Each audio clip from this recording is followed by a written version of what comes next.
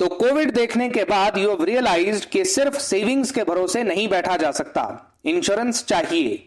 तो ऐसी कौन सी गलतियां हैं जो आपको अवॉइड करनी है 2023 में हेल्थ इंश्योरेंस लेते टाइम? सबसे पहले कृपा करके चीपेस्ट के पीछे मत भागो। कंपेयर करके किफायती चुनना और बिना देखे सस्ता चुनने में फर्क होता है।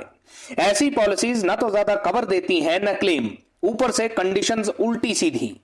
दूसरा, मैं तो अभी 25, 26 या 27 साल का हूं, मुझे क्या जरूरत है। आज बीमार होने की कोई एज नहीं रही। कम उम्र में भी लोगों को हार्ट अटैक हो रहे हैं।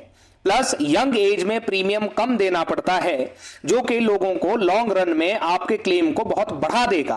क्योंकि अगर 27 की एज में प्रीमियम स्टार्ट करते हो and you claim nothing for 10 to 12 years, तो 10 से 12 साल का नो क्लेम बोनस आपकी पॉलिसी के कवर में एड अप होकर बहुत फायदेमंद रहता है।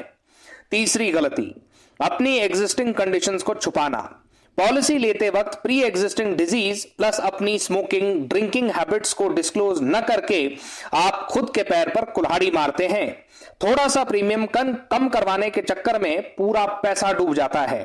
चौथा, अपने लाइफस्टाइल के बारे में न बताना। मान लीजिए आप फायर डिपार्टमेंट में या डिजास्टर रिलीफ में काम करते हैं, तो आपका एक्सपोजर टू डेंजर दूसरों के मुकाबले में कहीं ज्यादा है। अब अगर आप एक नॉर्मल पॉलिसी ले लेते हैं, तब भी आप अपना पैसा बर्बाद ही कर रहे हैं।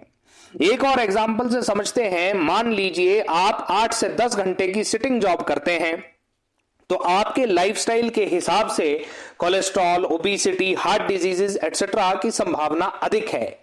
ऐसे में सही पॉलिसी लेकर आप अपना और अपनी फैमिली का भला कर रहे हैं। सही बात बता रहा हूं, इन छोटी छोटी कमियों के कारण जब क्लेम रिजेक्ट होते हैं तब फैमिली को बहुत सफर करना पड़ता है।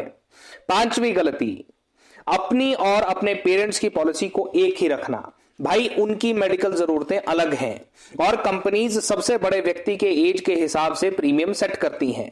इसलिए दो अलग अलग पॉलिसीज लें, अपनी अपनी जरूरतों के हिसाब से। आखिरी गलती, बिना कंपनी का रिकॉर्ड चेक किए पॉलिसी लेना। अब देखना क्या क्या है। Brand value and claim settlements ratio, मतलब के आउट ऑफ टोटल क्लेम्स जो कंपनी के पास आए एक साल में, उनमें से कितने सेटल किए गए और कितने रिजेक्ट।